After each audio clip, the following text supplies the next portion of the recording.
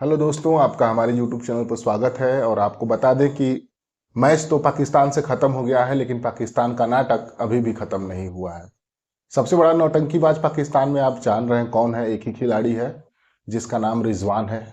रिजवान के नाटक ऐसे हैं, कभी उनको क्रैम्प आता है, सो जाते हैं, लेट जाते हैं। भाई अगर तुम्हें इतनी समस्या है तो तुम क्रिकेट ही क्यों खेलते हो? तुम कुछ और कर लो। लेकिन नहीं, उनको क्रिकेट खेलना है और क्रिकेट में ही नाटक करना है।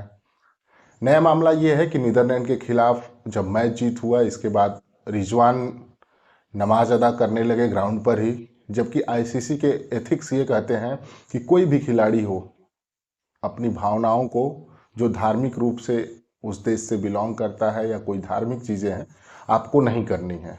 लेकिन रिजवान भाई कहाँ किसी की सुनते हैं।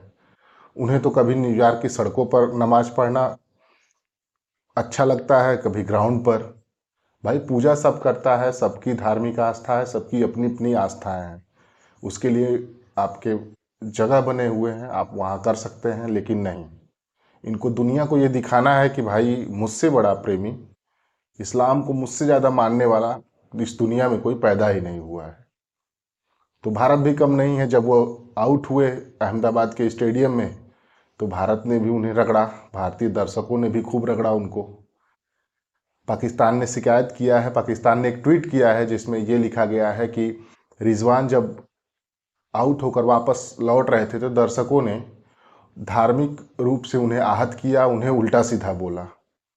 लेकिन भाई रिजवान को ये भी पता होना चाहिए कि कभी भी आईसीसी का कोई टूर्नामेंट हो या कोई भी टूर्नामेंट हो, इस इन चीज़ों पर पूरी तरीके से प्रतिबंध है कि आप कोई भी अपनी आस्था, धार्मिक आस्था, किसी तरीके की आस्था न दिखाएं।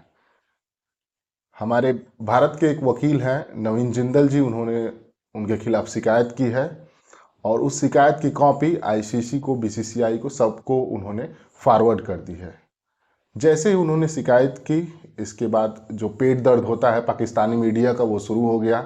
कई जगह से उनको धमकियां भी मिलने लगी। उन्होंने इन चीज़ों को, सारे प्रकरण को ट्वीट करके सबको बताया भी।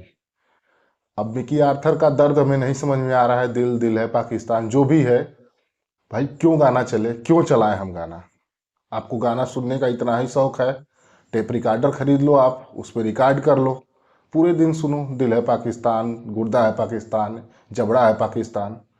भाई हम क्यों सुनाएंगे? हम तो, भाई भारत में मैच हो रहा है तो हम अपना गाना सुनेंगे। आप इतना फुर्सत है कि हम वो गाना सुनाएं आपको? तो जो नाटक है अभी ख़त्म नहीं हुआ है, हो सके ये नाटक लंबा चले। अब देखना यही है कि आईसीसी जो है क्या कार्रवाई करती है रिजवान के ऊपर, कोई एक्शन लेती है, नहीं लेती है।